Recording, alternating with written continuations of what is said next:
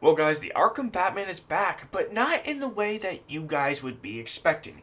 You see, there was an article that was released today, and I've just read through this, and honestly, I think it's kind of funny. I wanted to talk about it with you guys, kind of go through this, and wanted to give my thoughts and my opinions. And if you guys enjoy, make sure to leave a thumbs up, and make sure to subscribe. But there's an article that was titled Arkham Batman officially returns in a new surprise release. So no, I'm going to just, spill the beans now. We're not getting a DLC.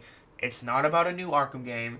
It's not about, Batman Arkham Shadow even or anything like that. It's nothing what you are thinking. But it's something that's kind of funny that Rocksteady had to go back on something that they had done, and I'm going to go through this. And it's about Suicide Squad, right? The Arkham Batman is back, happy days, though it's a shame he had to return in such abysmal fashion.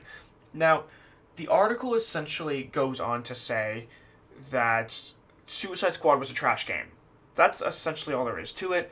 There's no ands, ifs, or buts. They go on to say that Suicide Squad was a bad game. And they even admit here that maybe he's treating it too harshly, but honestly, it was just not the thing in the Arkhamverse we wanted or needed. And I'm going to spill the beans on this, and it's not really a secret, right?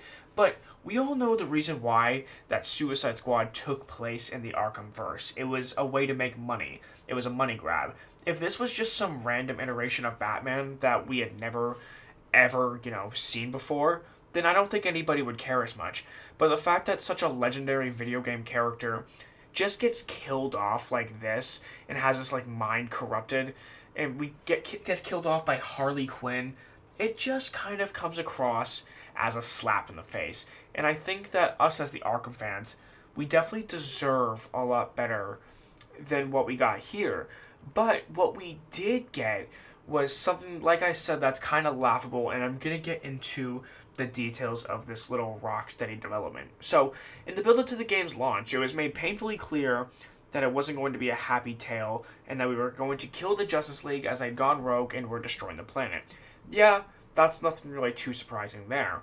And a standout part of the campaign for many was when Harley Quinn put the legendary Arkhamverse Batman down like an animal on a park bench in Metropolis, right? And like I said, if this wasn't the legendary Arkhamverse Batman, then I don't think that anybody would really care that much, right? I don't think that people would really be throwing pitchforks about this game. But because Arkham vs. Batman is such a beloved character, and it was the last portrayal of Batman by the late Kevin Conroy, and I think that's another issue that kind of rubs a lot of people the wrong way, is the fact that such a legend like Kevin Conroy, who's been playing the character of Batman for over 30 years now, since, the time of Batman the Animated Series back in those days, he's such a legend, and for him to go out with this game is gonna really rub a lot of people the wrong way.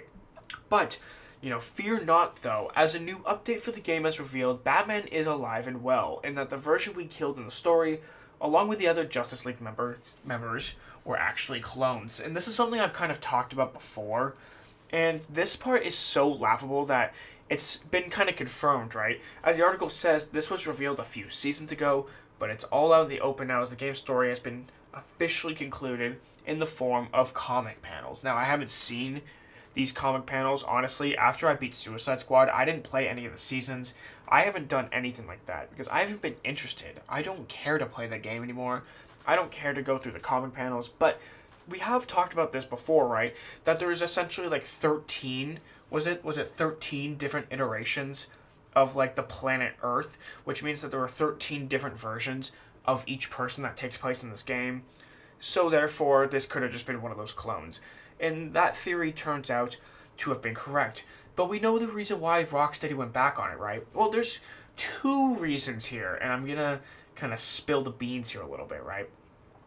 But the first reason is that the fans overall were definitely not pleased killing off such a legendary character, like I stated previously. But there's an even bigger thing here that I kind of want to address, right? Because at the end of Batman Arkham Knight, Batman goes into his mansion. We all know about the protocol, right? We all know about the Nightfall protocol at the end of the game, where he faked his own death, and it's confirmed he faked his own death, which kind of makes that ending feel kind of pointless, but whatever, that is what it is. But now that he's alive, and we can confirm he's alive, people may know who Batman is. They may know Batman as Bruce Wayne. However, that doesn't mean that there cannot be another Batman Arkham game developed for, after the events of Batman Arkham Knight. Even though people will know who Batman is, it doesn't matter. The point is that Batman is going to be used as a marketing tool in a future Batman Arkham title that takes place after the events of Batman Arkham Knight.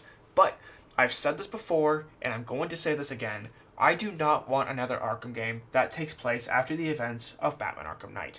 I've said before that I don't want another Batman Arkham game, period, but I'm going to backtrack on that just a little bit. I wouldn't mind another game between the events of Arkham Shadow and Arkham Asylum, even though there's only so much that you can compact in there, but you could potentially do something like that, another little Roger Craig Smith sort of game, and honestly, I wouldn't necessarily complain. But I just don't want one to take place after the events of Arkham Knight, because that was Kevin Conroy's specialty, and I don't really want to take that away from him. As well as, I just don't see what direction you can go in. I mean, Joker's dead. You've already went through the angle of introducing a new character. You've already went through the angle of using Joker as like a mind game. I just don't think there's anywhere else you can go at this point and kind of do it effectively. But let me know what you guys think down in the comments below. What do you think about this little update here? I personally think it's hilarious that Rocksteady backtracked like this so that they can try to make more money off it, or so that they can finally try to please their fans, like they should have done a freaking almost 2 years ago now. Was it almost 2 years ago this game came out? No, that's actually kind of crazy. So yeah, let me know what you guys think down in the comments. Thank you guys so much for watching, and make sure to subscribe for more. Peace!